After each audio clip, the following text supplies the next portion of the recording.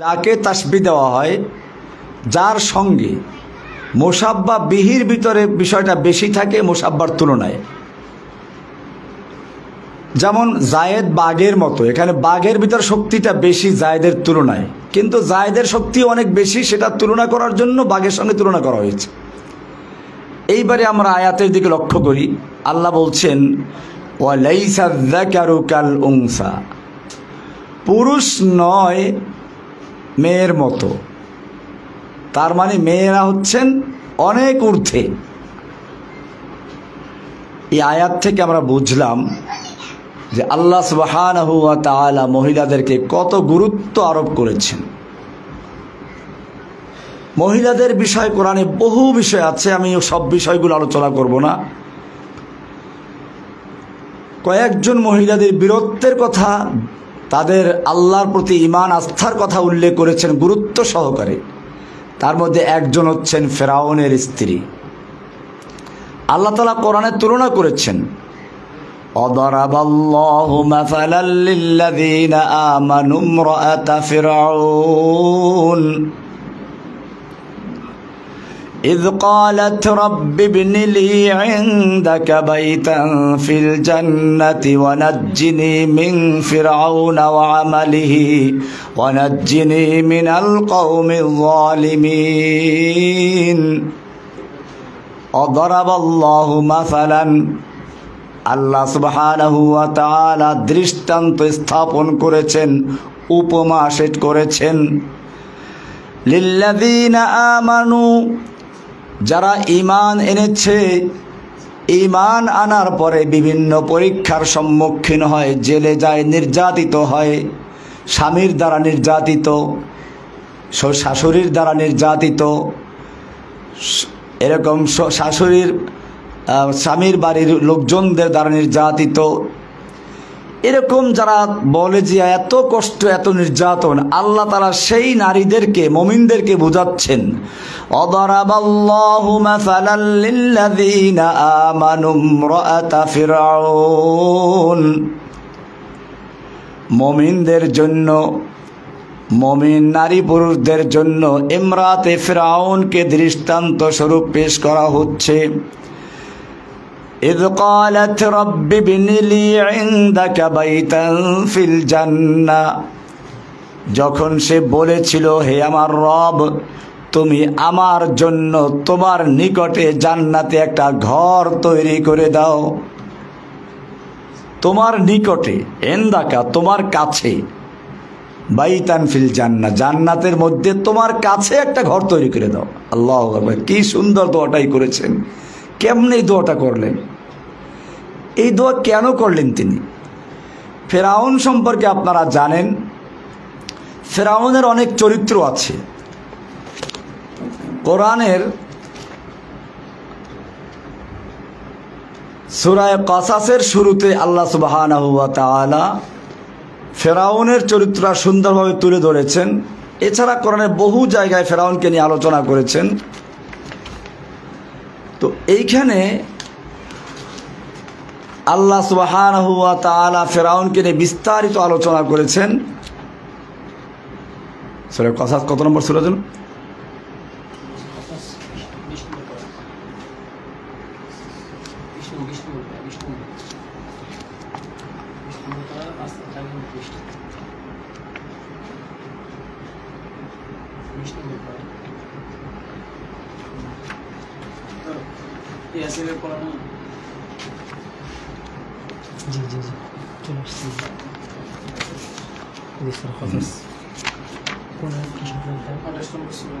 আল্লাহ সুবহানাহু ওয়া তাআলা ফিরআউন সম্পর্কে বলছেন, নাতলু আলাইকা মিন নাবাই মূসা ওয়া ফিরআউনা বিল হক। নাতলু আলাইকা, হে নবী আপনার উপরে আমি তিলাওয়াত করছি, মিন নাবাই মূসা ওয়া ফিরআউনা বিল হক, ফিরআউন এবং মূসার বিষয়টি, সংবাদটি, বিল হক সত্য সহকারে। ফিরআউন এবং মূসার সংবাদ থেকে মিন নাবাই কিছু অংশ আমি আপনার সামনে পেশ করছি। লিকাউমি ইউমিনুন, মুমিনদেরকে বোঝার জন্য।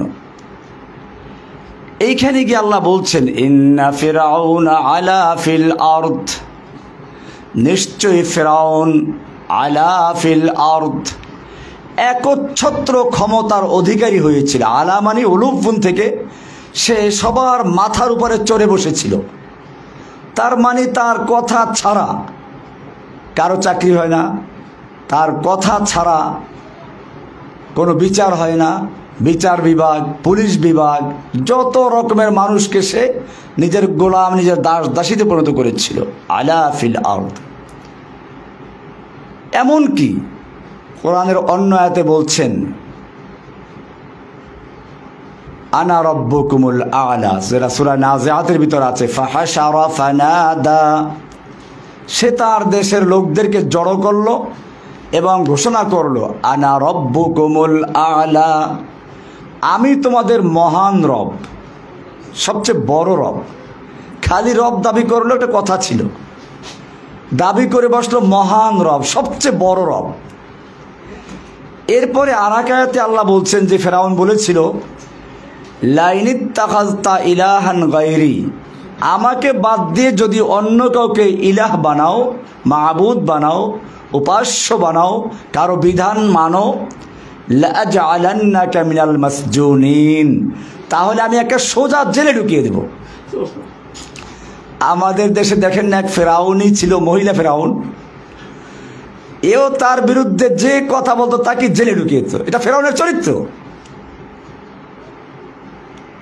এই ফেরাউন কিছু বক্তব্য দিয়েছিল, মদিনা সনদ দিয়ে দেশ চালাবে, অমুক তমুক করবে। তো আমি তার প্রতিবাদ করেছিলাম, মদিনা সনদে কি আছে তা তাকে দেখিয়ে দিয়েছিলাম আলোচনার মাধ্যমে। ওই ফেরাউন যেটা করেছিল, এই ফেরাউন সেটাই করেছে। কোরআনে যেটা বলা আছে লাইনিত্তাখাযতা ইলাহান গায়রি, আমাকে বাদ দিয়ে যদি কোনো ইলাহ বানাও, লাআজআলান্নাকা মিনাল মাসজুনিন, একটা সোজা জেলে ঢুকিয়ে দেব। এই জেলে ঢুকিয়েছিল আমাকে, এই জেলে ঢুকিয়েছিল আল্লামা সাঈদী রাহমাহুল্লাহকে, এই জেলে ঢুকিয়েছিল হেফাজতের সব আলেমদেরকে, মাওলানা মামুনুল হক সহ আরও যত আলেম ওলামা এই দেশে আছেন। হেফাজতের চট্টগ্রামের, ব্রাহ্মণবাড়িয়ার কত লোকদের শহীদ করে দিল। এটা ফেরাউনের একটা বিশেষ বৈশিষ্ট্য। লাইনিত্তাখাযতা ইলাহান গায়রি, যদি তুমি আমাকে বাদ দিয়ে অন্য কোনো ইলাহ বানাও, তাহলে লাআজআলান্নাকা মিনাল মাসজুনিন, আমি তোমাকে সোজা জেলে পুড়িয়ে দেব। এরপরে তার আরেকটা বৈশিষ্ট্য যেটা এখানে আছে, ইন্না ফিরআউনা আলা ফিল আরদি ওয়া জাআলা আহলাহা শিয়া, এবং সে তার জাতিকে বিভিন্ন দলে, বিভিন্ন গ্রুপে বিভক্ত করেছিল। আমাদের সমাজের যে ফেরাউন বিদায় নিল, সেও একই কায়দায় এই জাতিকে বিভক্ত করেছিল, স্বাধীনতার পক্ষে, স্বাধীনতার বিপক্ষে, মুক্তিযুদ্ধের চেতনার পক্ষে, মুক্তিযুদ্ধের চেতনার বিপক্ষে, এই বিভিন্ন চেতনা তৈরি করে দিয়ে সে রাজত্ব কায়েম করেছিল ফেরাউনের মতো। ওয়া জাআলা আহলাহা শিয়া, সে তার জাতিকে বিভিন্ন দলে বিভক্ত করেছিল। ইস্তাদঈফু তাইফাতাম মিনহুম, যাদেরকে বিভিন্ন দলে বিভক্ত করেছিল তাদের একটা দলকে সে দুর্বল করে রাখত, তাদেরকে পুলিশ দিয়ে গ্রেপ্তার করাতো, বাড়িঘর লুটপাট করাতো। ইস্তাদঈফু তাইফাতাম মিনহুম, তাদের থেকে একটা গ্রুপকে সে দুর্বল করে রাখত। ইউযাব্বিহু আবনাআহুম ওয়া ইস্তাহয়ী নিসাআহুম, সে ওদের দুর্বল সম্প্রদায় যাদেরকে দুর্বল করে রেখেছিল তাদের পুরুষদেরকে সে জবাই করে ফেলতো, নারীদেরকে সে জীবিত রাখত। ইন্নাহু কানা মিনাল মুফসিদিন, আল্লাহ সুবহানাহু ওয়া তাআলা ইরশাদ করছেন যে সে ছিল একটা সন্ত্রাসী। আমাদের ফেরাউনও কত বড় সন্ত্রাসী ছিল, তার সোনার ছেলেরা এদেশে না করেছে এমন কি অপরাধ আছে? ধর্ষণ করেছে, লুটপাট করেছে, খুন করেছে, গুম করেছে, গরু চুরি করেছে, না করেছে কি? ওয়াইন্নাহু কানা মিনাল মুফসিদিন, সে ছিল একটা বড় সন্ত্রাসীদের মধ্য থেকে একজন, সন্ত্রাসীদের অন্যতম। এজন্য সে অন্যদেরকে সন্ত্রাসী বলতো। এদেশের আলেম ওলামা ইসলামের কথা যারা বলে তারা সব সন্ত্রাসী। এজন্য সে বিভিন্ন অজুহাত দেখিয়ে দেশের ইসলাম প্রিয় কোরআনের যারা কথা বলতো এদেরকে সন্ত্রাস বিরোধী আইনে মামলা দিয়ে সব সন্ত্রাসী বানিয়ে জেলে ঢুকিয়ে দিয়েছিল। এবং এর মাধ্যমে বিশ্বের যারা ইসলাম বিদ্বেষী, ইসলামের শত্রু যারা, তাদেরকে দেখাতো যে ইসলাম ধ্বংস করার জন্য বাংলাদেশে আমাকেই থাকতে হবে, অন্যরা এরকমভাবে ইসলামকে নির্মূল করা, নির্মমভাবে মুসলিমদেরকে হত্যা করতে পারবে না। আর এ কারণেই সে এই জঙ্গি নাটক সাজিয়ে এতদিন পর্যন্ত ব্যবসা করে এসেছে। কিন্তু ঘুঘু, তুমি প্রতিদিন ধান খেয়ে যাও, আজকে ফাঁদে পড়েছ। এই ঘুঘু ধরা পড়েছে জঙ্গি নাটক সাজিয়ে সাজিয়ে। এই ১.৫ যুগ পর্যন্ত সে ক্ষমতা পাকাপোক্ত করতে পেরেছিল, কিন্তু শেষ সময় এসে এদেশের বলতে বলতে যখন তার জিহ্বাটা লম্বা হয়ে গেছে, এক সময় সে দেশের ছাত্র জনতা এবং সবাইকে সে রাজাকার বলে দিয়ে দিল। পতন যদি আসে এভাবেই আসে। চিংড়ি মাছ, আমার মা বোনরা ভালোই বুঝবেন, চিংড়ি মাছ যখন পানিতে সাঁতার কাটে, সামনে যখন হাঁটে তখন একটু একটু করে হাঁটে, আস্তে আস্তে হাঁটে। কিন্তু সামনে যদি কোনো বাধা পড়ে তো সে পিছন থেকে এক লাফে 10 মিনিটে যা গেছে সে এক লাফে পিছনে তার চেয়ে বেশি যায়। তার মানে চিংড়ি মাছ সামনে যা আগায় তার চেয়ে পিছনে আগায় বেশি। কারণটা কি? আমার মা বোনরা আপনারা ভালো বুঝতে পারবেন। চিংড়ি মাছের মাথায় পায়খানা থাকে। চিংড়ি মাছের মাথায় কি থাকে? দেখবেন যে চিংড়ি মাছের মাথায় মগজ আর পায়খানা কাছাকাছি থাকে। যেহেতু ওর মাথায় থাকে পায়খানা, এ কারণে সামনে যা আগায় তার চেয়ে পিছনে আগায় বেশি। আমাদের হাঁচু আপার মাথায় পায়খানা ঢুকেছিল।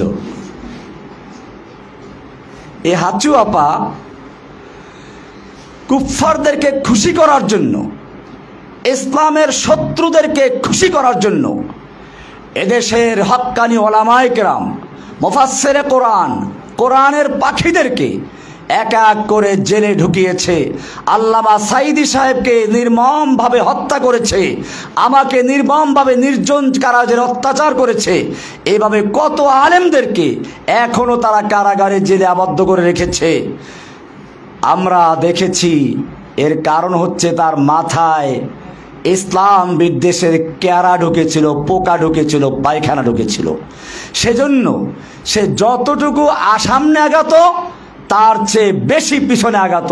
এক রাজাকার বলে এমন এক ধাক্কা মেরেছে যে ধাক্কায় তার সব পিছনে ফেলে তাকে একেবারে পালাতে বাধ্য করেছে। মায়েরা আমার, বোনেরা আমার, ফেরাউনের চরিত্র আমি এজন্য বলছি, যেহেতু ইমরাতে ইমরানের আলোচনা কোরআনে গুরুত্ব সহকারে আল্লাহ বয়ান করেছেন। এই সন্ত্রাসী ফেরাউন আমাদের যুগেরও যুগে যুগে ছিল। আল্লাহ তাআলা বলছেন যে ফেরাউনরা একটা সময় পর্যন্ত অত্যাচার করতে পারে, এরপরে ধরা খেয়ে যায়। যেমন আমাদের ফেরাউন এক কথা বলে শুধু বলছে যে মুক্তিযোদ্ধার নাতিরা চাকরি পাবে না, চাকরি পাবে রাজাকারের নাতিপুতিরা। সে এক কথায় গোটা জাতিকে রাজাকার বানিয়ে দিল। আর রাজাকারের নাতিপুতিরা এমনভাবে ফুঁসে উঠল, রাতের মধ্যেই তারা ঘর ত্যাগ করে বের হয়ে পড়ল।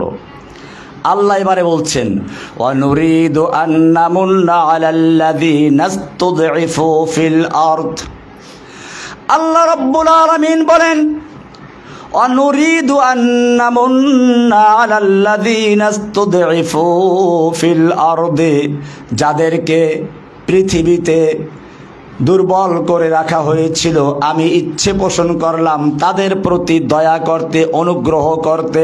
ওয়া নাজআলাহুম আইম্মাহ, এবং তাদেরকে আমি নেতা বানাবার ইচ্ছে করলাম। ওয়া নাজআলাহুম আইম্মাতান, আইম্মা ইমাম বানিয়ে দিব। ওয়া নাজআলাহুমুল ওয়ারিসিন, এবং তাদেরকে সেই পৃথিবীর ওয়ারাসাত দান করব, মালিক বানিয়ে দিব। ওয়া নুমাক্কিনা লাহুম ফিল আরদি, এবং তাদেরকে জমিনের তামকিন করে দিব, শক্তিশালী করে দিব, তাদের ক্ষমতা দান করব। ওয়া নুরিয়া ফিরআউনা ওয়া হামানা ওয়া জুনুদাহুমা, এবং আমি দেখিয়ে দেব ফিরআউনকে, হামানকে এবং তাদের সৈনিকদেরকে, মিনহুম মা কানু ইয়াহযারুন, তারা যেটা ভয় করত সেটা তাদেরকে দেখিয়ে দিব। ফিরআউন হাঁচু আপা, হামান কাউয়া আপা, না কাউয়া আপা তো না, কাউয়া কাদের, ওয়াজুনুদাহুমা, এবং তার পুলিশ বাহিনী, ওয়াজুনুদাহুমা।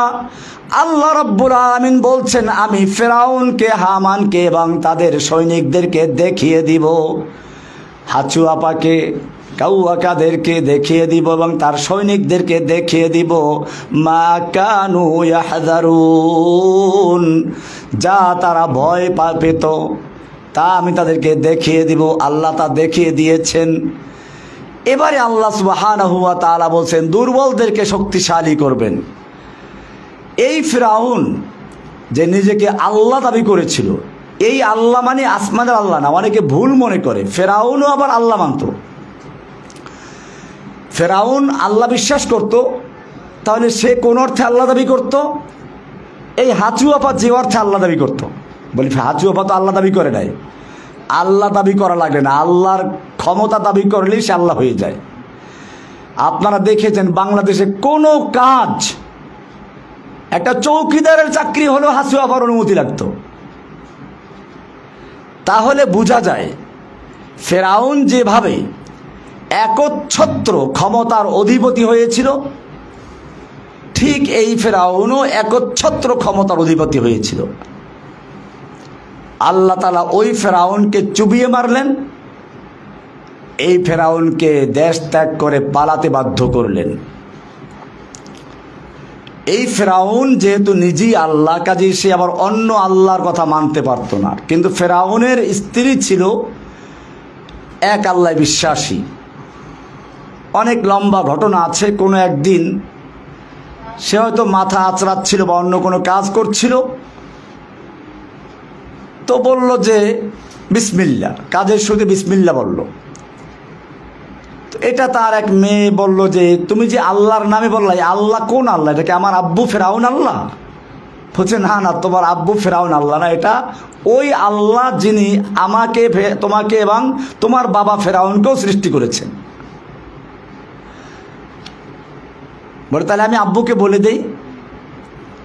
যাই হোক, অনেক ঘটনার পরে শেষ পর্যন্ত ফিরআউন জানতে পারলো। এরপরে ফিরআউনের নির্যাতন শুরু হলো। শেষ পর্যন্ত আপনারা জানেন এক এক করে তার বাচ্চাগুলোকে ফুটন্ত কড়াইয়ের ভিতরে ফুটন্ত তেলে বাচ্চাগুলোকে ছেড়ে দেওয়া হলো। সর্বশেষ যখন ছোট বাচ্চাটাকে ছেড়ে দেওয়া হলো, তখন সে কাঁদতে লাগলো। ওই সময় ছোট বাচ্চাটা, দুধের বাচ্চা, বলতে আম্মু তুমি কাঁদছো কেন, চলে আসো, এটা কোনো শাস্তির জায়গা না, এটা জান্নাতের জায়গা, এটা আল্লাহ তাআলা গুলবাগিচা করে দিয়েছেন। সুবহানাল্লাহ। এখানেই বলতেছেন ইমরাতে ফিরআউনের কথাটা আল্লাহ তাআলা বলছেন, ইয ক্বালাত, যখন সেই ফিরআউনের স্ত্রী ইমরাতে ফিরআউন বলল, রব্বি বিনিলি ইনদাকা বাইতান ফিল জান্নাহ। ও রব্বুল আলামিন, ফিরআউন সে নিজেকে ইলাহ দাবি করছে, রব দাবি করছে, তাকে যে অমান্য করছে, তার উপরে নির্যাতন করছে, জুলুম করছে, অত্যাচার করছে, জেলে পুড়িয়ে মারছে। ও আমার রব, রব্বি বিনিলি ইনদাকা বাইতান ফিল জান্নাহ, তুমি আমার জন্য তোমার কাছে জান্নাতে একটা ঘর বানিয়ে দাও, তোমার কাছে। কি সুন্দর দাও, তোমার কাছে, যেন আমি জান্নাতে বসেও তোমার কাছে থাকতে পারি।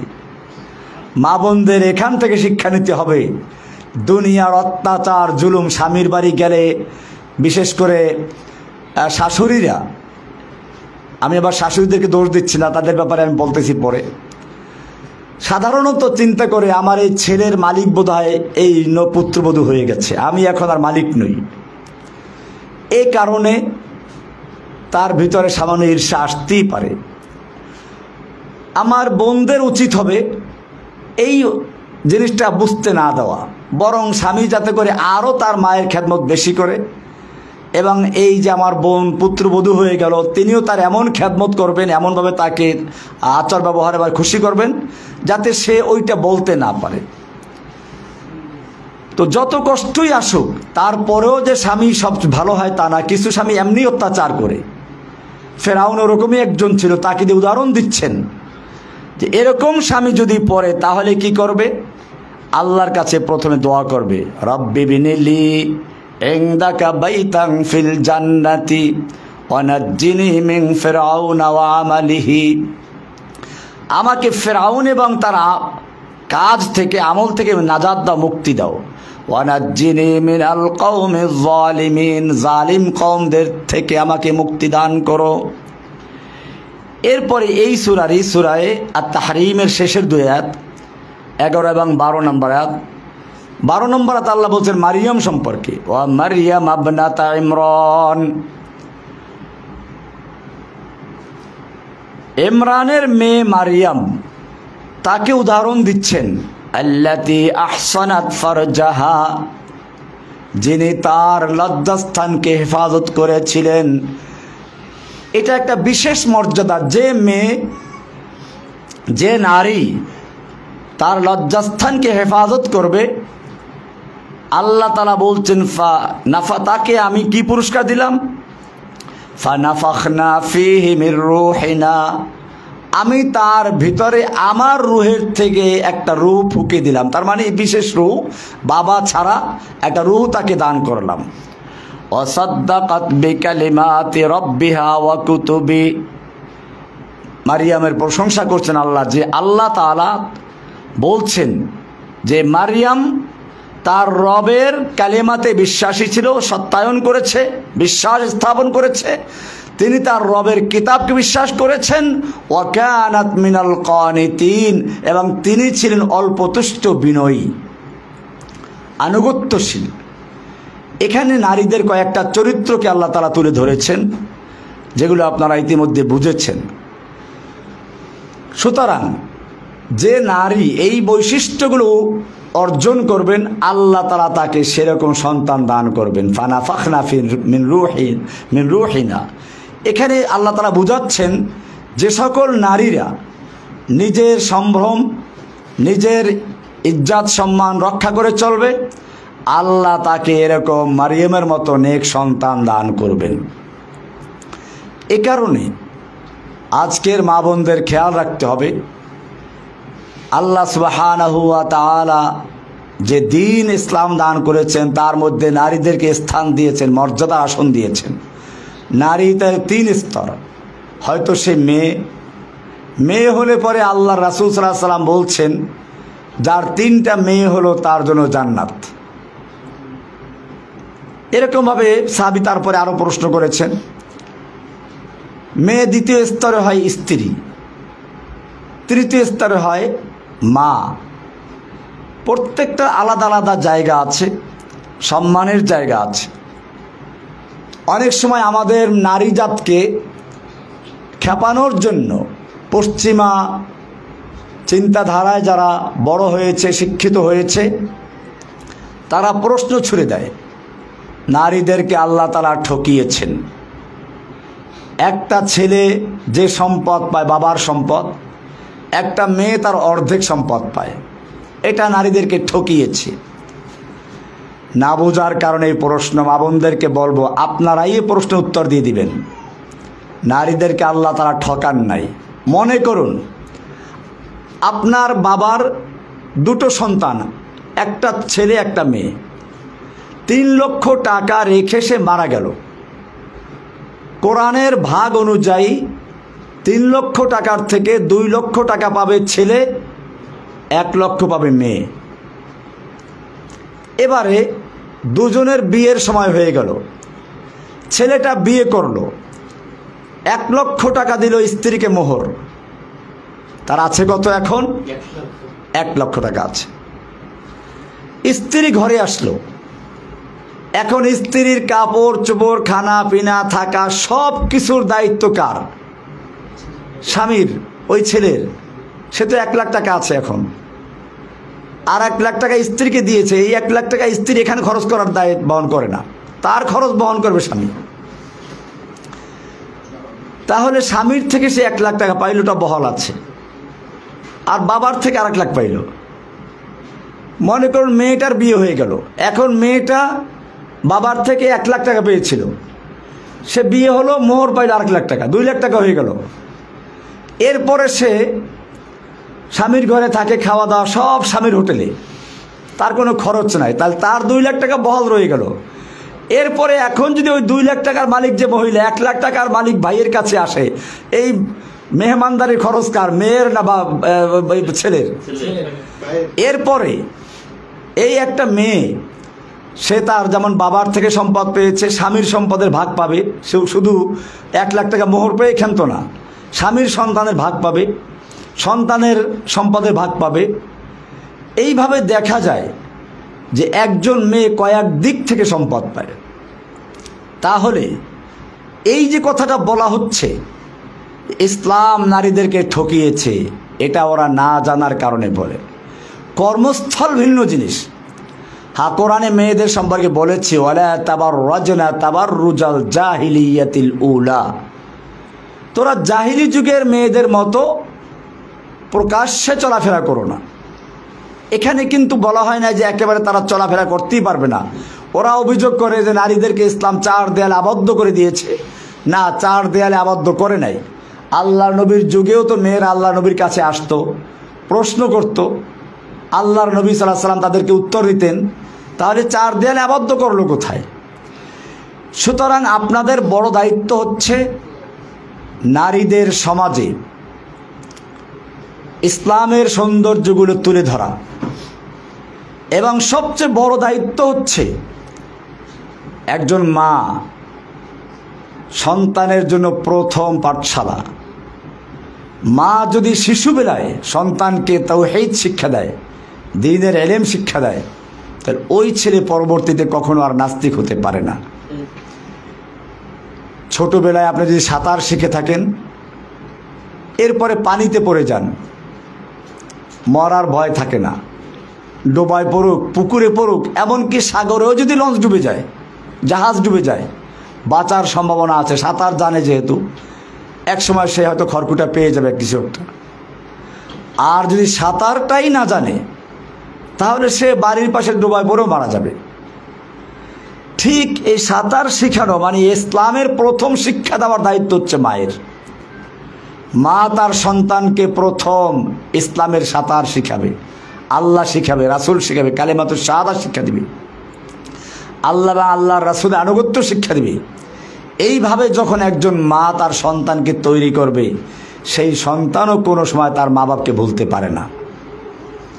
আজকে সমাজে এই যে মা বাপকে আনুগত্য করে না, মা বাবার সাথে বেয়াদবি করে, এর একটা বড় কারণ হচ্ছে মা বাপ তার দায়িত্ব ঠিকমতো পালন করছে না। সুতরাং খেয়াল রাখতে হবে, আমরা যদি আল্লাহর হুকুম মতো আমাদের সন্তানদেরকে লালন করি, পালন করি, সন্তানরাও আল্লাহর হুকুম মতো আমাদের খেদমত করবে। আর যদি আমাদের দায়িত্ব আমরা পালন না করি, তাহলে সন্তান কেন আমাকে খেদমত করবে? আমি তো তার দায়িত্ব পালন করি নাই। মায়েরা আমার, বোনেরা আমার, আপনাদের এখন কি শিক্ষা দায়িত্ব? প্রথম কি দায়িত্ব রয়েছে? প্রথম দায়িত্ব হচ্ছে আপনাদের তাওহীদ শিক্ষা দেওয়া। মনে রাখতে হবে, ইসলামের মূল ভিত্তি হচ্ছে তাওহীদ। আল্লাহর রাসূল সাল্লাল্লাহু আলাইহি সাল্লাম একটা তাঁবুর সঙ্গে তুলনা করেছেন ইসলামের বেনাগুলোকে। নামাজ, রোজা, হজ, যাকাত, ঈমান, এর উপর ইসলামের ভিত্তি স্থাপন করা হয়েছে, বেনা রাখা হয়েছে। কেন? মূলত মানুষ, একজন মানুষ হচ্ছে একটা ছোট্ট পৃথিবী। খুব খেয়াল করে জিনিসটা শুনবে, আমি একটা ভূমিকা পেশ করবো, তারপরে মূল কথা আসবো আবার। পৃথিবীর মৌলিক উপাদান হচ্ছে চারটি: আগুন, পানি, মাটি, বাতাস। আর এই প্রত্যেকটা জিনিসের এক একটা রোগ আছে। আগুনের রোগ হচ্ছে কি, আগুন যদি আপনি নিচেও জ্বালান সে উপরে উঠবে, তার গতি ঊর্ধ্বে।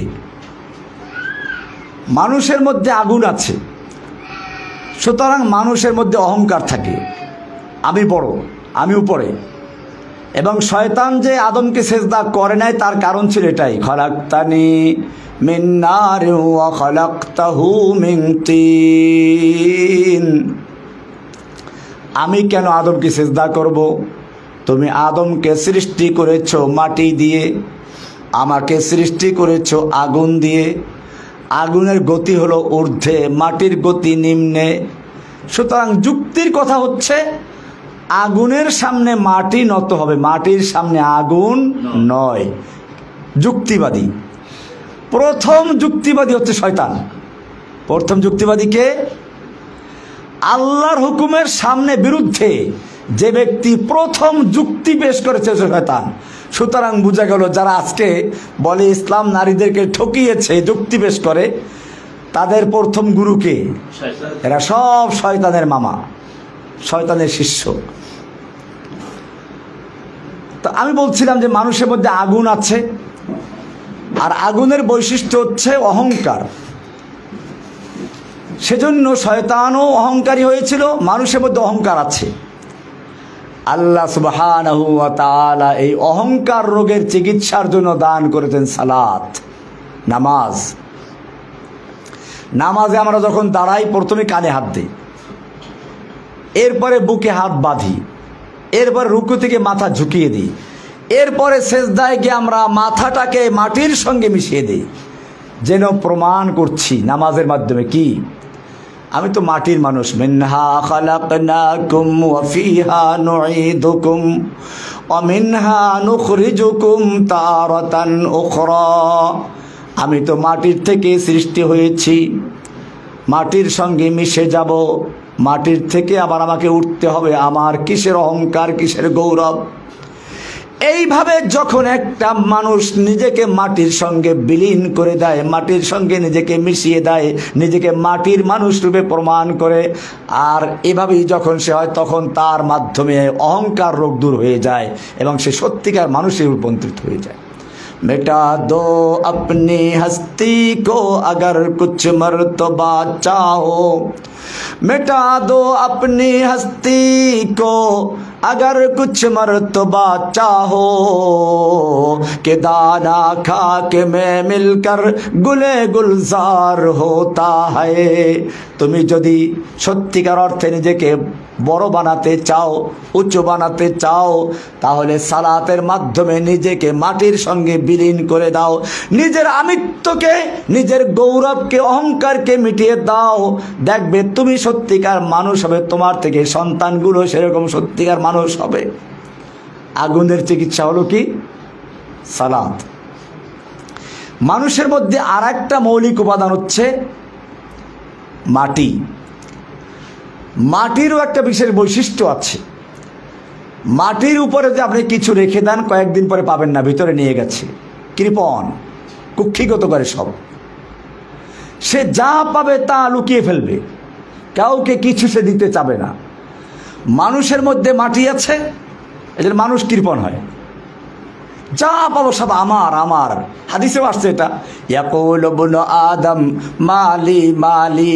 বনি আদম বলে আমার মাল আমার মাল, আমার বাড়ি আমার গাড়ি, আমার নারী আমার, সব আমার।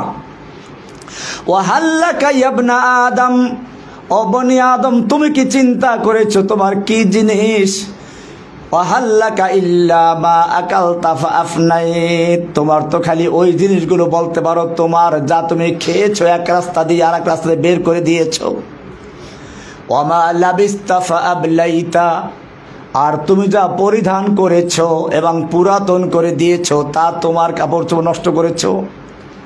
ওয়ামা তাসাদ্দাকতা ফাআমদাইত, আর যা তুমি সাদকা করে দান করে আল্লাহর রাস্তায় জমা করেছো তা তোমার। এছাড়া যা কিছু সব মৃত্যুর পরে মালিকানা কার? অরিসদের। এজন্য এক কবি নিজেকে আক্ষেপ করে বলছিল, বিষ্ণু হাফেজ বতো গোয়াম কে গুল তাজা নমি মানদ, अगर मानद शबे मानद शबे दीगर नमी मानद, गुलज गुलशाद जुदा गश्ता तरु ताजा नमी मानद, अगर मानद शबे मानद शबे दीगर नमी मानद, हमेशा इज्जते मेहमा बाइखाना नमी मानद, अगर मानद शबे मानद शबे दीगर नमी मानद। কি সুন্দর করে বলেছেন কবি, চিন্তা করুন। বিষ্ণু হাফেজ বতু গুয়াম, ও হাফেজ আমি তোমাকে বলছি, কবি নিজেকে বলতেছেন, কে গুল তাজা নমি মানাদ, ফুল বাগানে কত সুন্দর দেখা যায়, কিন্তু কয়দিন থাকে? একদিন, 2 দিন, 3 দিন, তারপরে সে আস্তে ঢলে পড়ে যায়। अगर मानद शबे मानद शबे दीगर नमी मानद, हिजाबे नव अरूसा दर शबे दर बरे शौहर नमी मानद। একজন নতুন বধূ যখন ঘরে আসে কি সুন্দর ঘুমটা দিয়ে থাকে, মাথা তো দূরের কথা, চেহারাও দেখা যায় না। এরপরে আস্তে আস্তে পুরান হয়, শেষ পর্যন্ত চেহারা তো দূরের কথা, মাথাটাও খুলে যায়। এটাই কবি বলেছেন, হেজাবে নাও আরুসা দরবারে শৌহর নমি মানদ, अगर मानद शबे मानद शबे दीगर नमी मानद, हमेशा इज्जते मेहमा बाइखाना नमी मानद। একজন মেহমান যখন প্রথম কারো বাড়িতে যায়, প্রথম দিন কি খাবেন? পোলাও খাবেন, মুরগি খাবেন, সব তৈরি আছে। এরপরে মেহমান আস্তে আস্তে পুরাতন হয়, খাবারের মানও কমে, শেষ পর্যন্ত ভর্তা আর ডাল খাও, আর মনে ভাবে যাইবে কবে।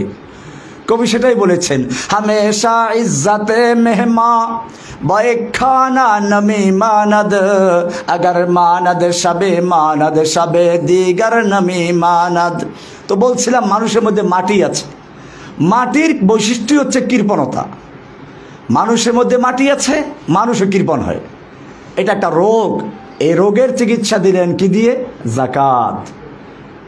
আকিমুস সালাত ওয়া আতুজ যাকাত, যাকাত দান করতে থাকো, দিতে দিতে তোমার কৃপণতা রোগের চিকিৎসা হয়ে যাবে। এরকম ভাবে আরেকটা মৌলিক উপাদান হচ্ছে পানি। পানির বৈশিষ্ট্য হচ্ছে, পানি যদি আপনি সমতল জায়গায় ছাড়েন, সে এক জায়গায় বসে থাকবে না, আরও জায়গা দখল করবে।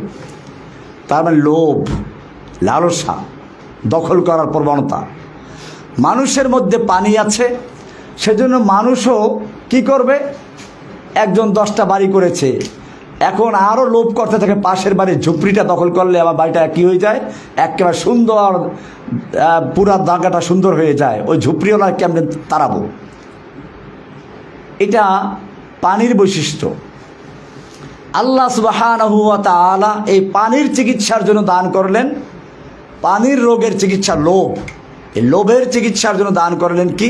সিয়াম।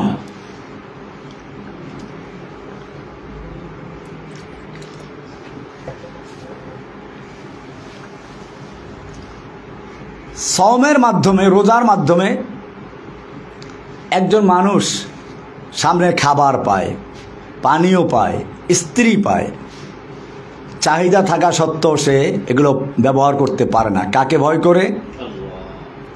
কুতিবা আলাইকুমুস সিয়াম কামা কুতিবা আলাল্লাযীনা মিন ক্বাবলিকুম লাআল্লাকুম তাত্তাকুন। এমনি ভাবে আরেকটা হচ্ছে বাতাস। মৌলিক উপাদান কি? বাতাসের বৈশিষ্ট্য হচ্ছে বাতাস চায় সব জায়গায় তার অস্তিত্ব বিরাজমান থাকুক, খালি জায়গা পালি ওখানে গিয়ে দখল করবে। নামের প্রচার। মানুষের মধ্যে বাতাস আছে, সেজন্য মানুষও চায় যে আমাকে সবাই চিনুক, সবাই জানুক, আমি প্রচারিত হই, সবার মুখে মুখে আমার নামটা আলোচিত হোক। অথচ এটা একটা শিরক, শিরকে খফি। আল্লাহ তাআলা এই নামের জন্য যা করে এটা গ্রহণ করেন না। সেজন্য এই বাতাসের যে রোগ হচ্ছে নামের প্রচার, এটার ঔষধ দান করলেন হজ করো। হজ করতে গেলে সেখানে আমির গরিব ফকির সব একই মাঠে একই কাপড়ে এক জায়গায় থাকে, বিশেষ কার কোনো মর্যাদা নেই। আর বিশেষ মর্যাদা যখন নাই তার নামের কোনো ব্যাপার থাকে না, সব হাজি সাহেব। এই 4টা রোগের ঔষধ হলো 4টা বিনা। নামাজ কিসের ঔষধ? আগুনের বৈশিষ্ট্য অহংকার, তার রোগের চিকিৎসা হচ্ছে সালাত। মাটির রোগের বৈশিষ্ট্য হচ্ছে কৃপণতা, তার চিকিৎসা হচ্ছে সিয়াম যাকাত। পানির বৈশিষ্ট্য হচ্ছে লোভ, এটার চিকিৎসা হচ্ছে কি? সিয়াম। বাতাসের বৈশিষ্ট্য হচ্ছে নাম প্রচার করা, তার চিকিৎসা হলো হজ। এবারে 4টে খুঁটি পাইলেন, 4টে খুঁটিতে তাবু হবে। এবার মূল খুঁটি হলো কি? এই 4টা নামাজ রোজা হজ যাকাত কাজে আসবে যদি একটা ঠিক থাকে, সেটা হচ্ছে কি? ঈমান। শাহাদাতু আল্লা ইলাহা ইল্লাল্লাহ ওয়া আন্না মুহাম্মাদান রাসূল, 2 সাক্ষী দেওয়া। আশহাদু আল্লা ইলাহা ইল্লাল্লাহ ওয়া আশহাদু আন্না মুহাম্মাদান আবদুহু ওয়া রাসূল, এটা হচ্ছে ঈমান। এইটা হলো মাঝখানের তাবুর খুঁটি। এই খুঁটি যদি থাকে তাহলে আপনার ওই 4টে কাজে লাগবে। আমি এটা গতকালের আলোচনায় বলেছিলাম যে আপনি যদি শূন্য লেখেন কোনো মূল্য নাই, একটা শূন্য কোনো মূল্য নাই, 2টা 3টা 4টা লেখতে লেখতে এখান থেকে আপনার বাড়ি পর্যন্ত শূন্য দিয়ে ভরিয়ে ফেলেন, মূল্য আছে। কিন্তু একটা 1 লেখলেন প্রথম, এর ডানে আপনি একটা শূন্য দিলেন, কত হবে? 10। আর এক শূন্য 100, আর এক শূন্য 1000, আর এক শূন্য 10,000, আর এক শূন্য 1 লাখ। এখন আপনি শূন্য যত দিবেন 1-এর মূল্য তত বাড়বে। ঠিক তেমনি ভাবে ইসলামের মূল ভিত্তি হচ্ছে তাওহীদ, লা ইলাহা ইল্লাল্লাহ, ঈমান ও আন্না মুহাম্মাদার রাসূলুল্লাহ। এইটা হচ্ছে ঈমান, এটা মাঝখানের খুঁটি। এই 2 সাক্ষী না দেওয়া পর্যন্ত নামাজ রোজা হজ যাকাতের কোনো কাজে আসবে না। আপনাদের মৌলিক দাওয়াত হচ্ছে এই তাওহীদকে প্রতিষ্ঠিত করা। আজকে আমাদের সমাজে মানুষ ইসলামের দাবি করে কিন্তু তাওহীদ বুঝে না। ইসলামের মূল জায়গা এখানেই। নতুবা মক্কার কাফেররা বিশ্বাস করত আল্লাহ আছে, কোরআনে স্পষ্ট আছে, মা বোনরা ভালো করে বুঝবেন। আল্লাহ তাআলা মক্কার কাফেরদের সম্পর্কে কোরআনে বলেছেন, ওয়ালা ইন সালতাহুম মান খালাকাহুম, আপনি যদি মক্কার কাফেরদেরকে জিজ্ঞেস করেন কে ওদেরকে সৃষ্টি করেছে, লা ইয়াকুলুন্নাল্লাহ, তারা বলবে সৃষ্টি করেছেন কে? আল্লাহ, অবশ্যই বলবে।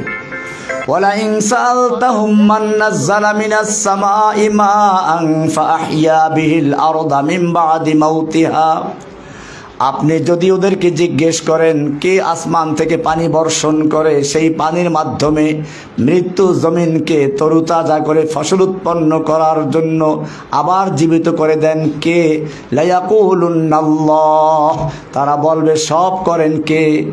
আল্লাহ। তাহলে বোঝা যায় আমরা যেমন বিশ্বাস করি আসমান জমিনের মালিক আল্লাহ, চন্দ্রের সূর্যের মালিক আল্লাহ, এরকম আমার তোমার সৃষ্টি করার মালিক আল্লাহ, এগুলো মক্কার কাফেররা বিশ্বাস করত। তাহলে গন্ডগোলটা ছিল কোন জায়গায়? গন্ডগোলটা ছিল কি আমরা বুঝবো রাসূল সাল্লাল্লাহু আলাইহি ওয়াসাল্লামের প্রথম দাওয়াতের ঘটনা দেখলে পরে।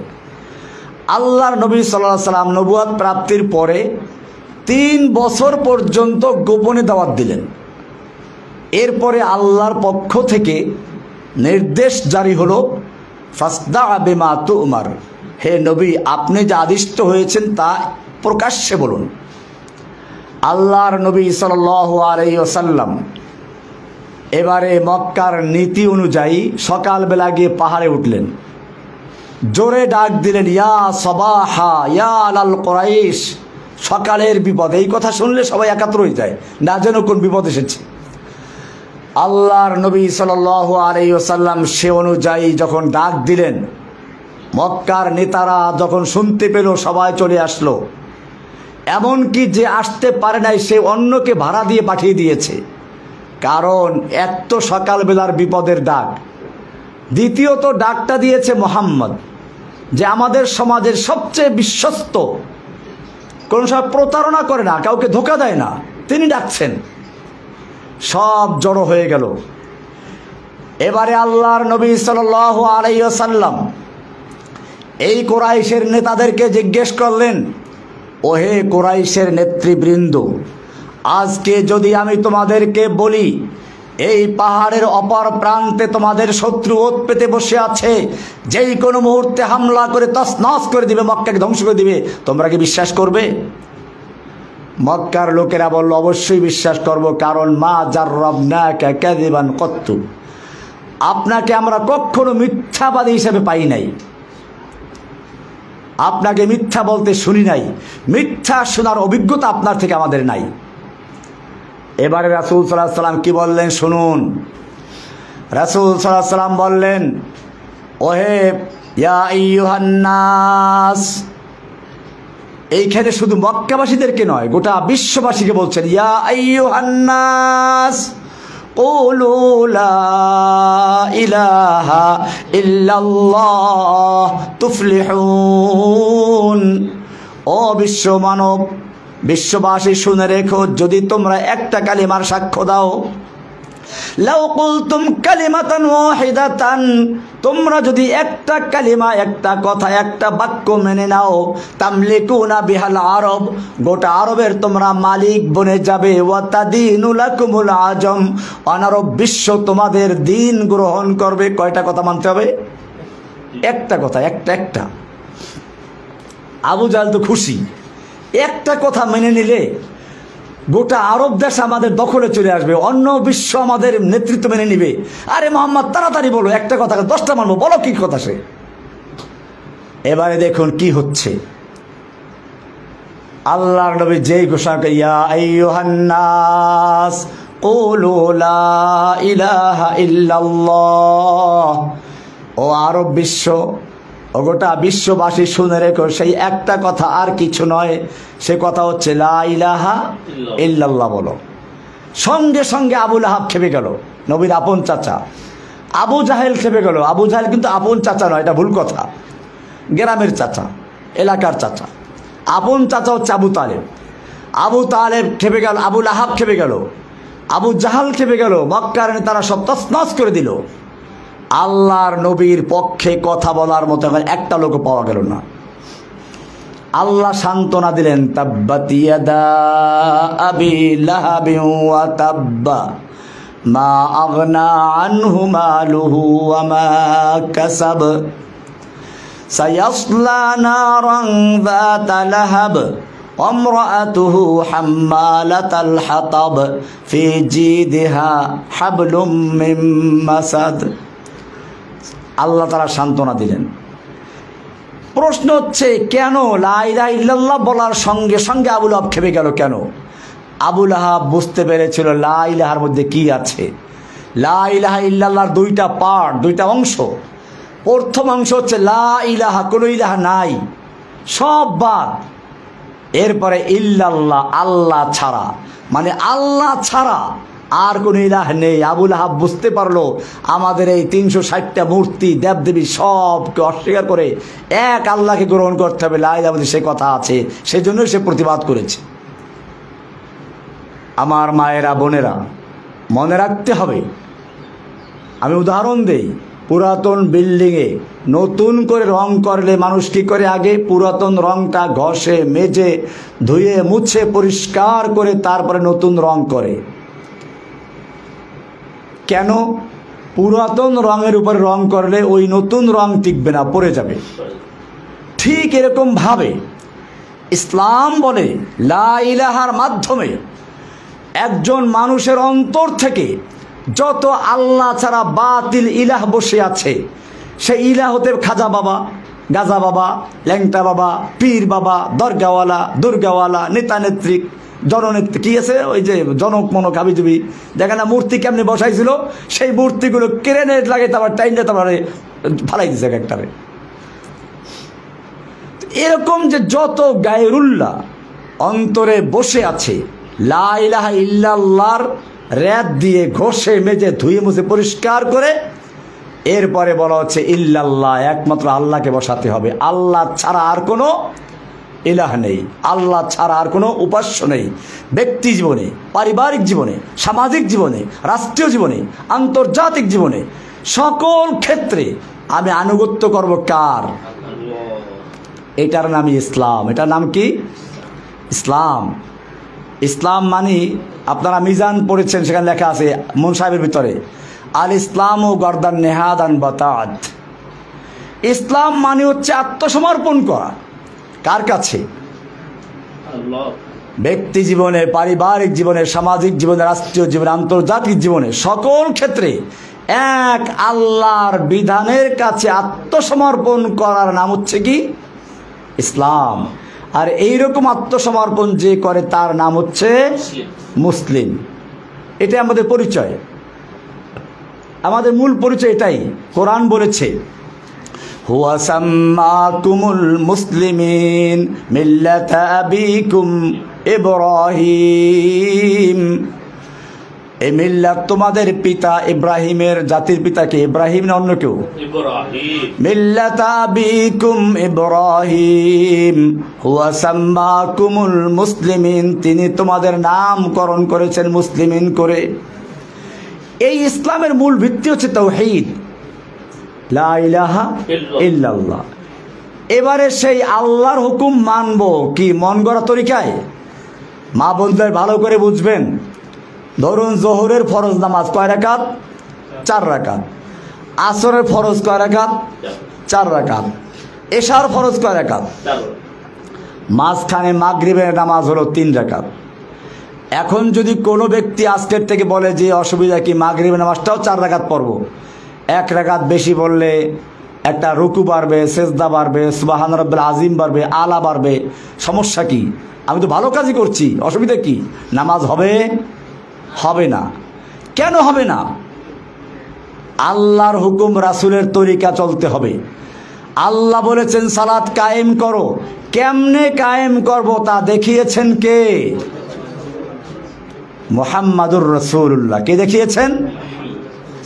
এবারে মুহাম্মদ সাল্লাল্লাহু আলাইহি ওয়াসাল্লাম যে নামাজ দেখিয়েছেন তার মধ্যে মাগরিব হলো 3 রাকাত, 3 রাকাতই পড়তে হবে। 4 রাকাত পড়লে নামাজ হবে না। আপনি কোরবানির ঈদের দিন চিন্তা করেন সবাই গরু খায়, আমি এই 3 দিন রোজা রাখবো, রোজা হবে? ঈদের দিন রোজা রাখা জায়েজ না হারাম? কেন হারাম? এইটাই হচ্ছে যে আল্লাহর বিধান যেটা যেরকম আছে সেরকম মানতে হবে, এর বাইরে মানা যাবে না। আমাদের দেশে বিশেষ করে চট্টগ্রামে মাজারে সেজদা করে অনেকে, আবার বলে তাজিমি সেজদা। আপনারা যেটা করেন হলো ইবাদতের সেজদা, নামাজে, ওটা না, আমরা করি তাজিমের সেজদা। আমি আপনাদেরকে বলতে চাই, আমরা যত রকম নামাজ পড়ি সব নামাজের রুকু সেজদা আছে, ঠিক কিনা? ফজরের নামাজ পড়বেন, রুকু সেজদা করতে হবে। তুমি জোহরের নামাজ পড়ো, রুকু সেজদা করতে হবে ফরজ। মাগরিবের নামাজ, আসরের নামাজ, ইশার নামাজ, জুমার নামাজ, ঈদের নামাজ, সব নামাজে রুকু সেজদা করা ফরজ। কিন্তু খবরদার নামাজটা যদি জানাজার নামাজ হয় রুকু সেজদা করা যাবে না। কেন করা যাবে না? সব নামাজের ভিতরে রুকু সেজদা করা ফরজ, জানাজার নামাজে রুকু সেজদা করা যাবে না। কেন? কারণ হচ্ছে এই জানাজার নামাজের সামনে একটা লাশ আছে, লাশ। এখন আপনি যত ভালো উদ্দেশ্যে আল্লাহর জন্য সেজদা করেন, ওই পীর ফকির বলবে কি, এই তো বুজুর্গকে সেজদা করা হলো, তাজিমের সেজদা। আল্লাহ রাব্বুল আলামিন চাইলেন যে প্রয়োজনে আমার সেজদা বাতিল করে দিলাম, তবু যেন মানুষ বিভ্রান্ত না হয়। লাশটা যখন আপনার সামনে ছিল, মাত্র 3 ফুট দূরে, জানাজা করার সময়, তখন সবচেয়ে ভালো সময় ছিল সেজদা করার বুজুর্গকে। তখন সেজদা করতে পারলেন না। লাশটা যখন মাটির ভিতরে চলে গেল, তখন কোন বিবেক সেজদা করার জন্য পারমিশন দিল? মাটির ভিতরে চলে গেল, বাস আসলো, হোগলা আসলো, তারপরে সেজদা করতেছে। সুতরাং বোঝা গেল কবরে সেজদা করা জায়েজ না হারাম? কোনো প্রকার সেজদা জায়েজ নেই। সুতরাং আমাদের মনে রাখতে হবে আমরা আল্লাহর হুকুম মানব কার তরিকায়? রাসূল সাল্লাল্লাহু আলাইহি সাল্লামের দেখানোর তরিকা, এটাই হচ্ছে ইসলাম। এটাই হচ্ছে আল্লাহর হুকুম পাবো কোরআনে, রাসূলের তরিকা পাবো কোথায়? হাদিসে। কোরআন এবং হাদিসের মাধ্যমে আমরা শিখবো আমাদের দিন। আল্লাহ সুবহানাহু ওয়া তাআলা আমাদের সকলকে বিষয়গুলোকে বুঝার এবং আমল করার তৌফিক দান করুন। ওয়া আখিরু দাওয়ানা আনিল হামদুলিল্লাহি রাব্বিল আলামিন। আর কোনো প্রশ্ন আছে?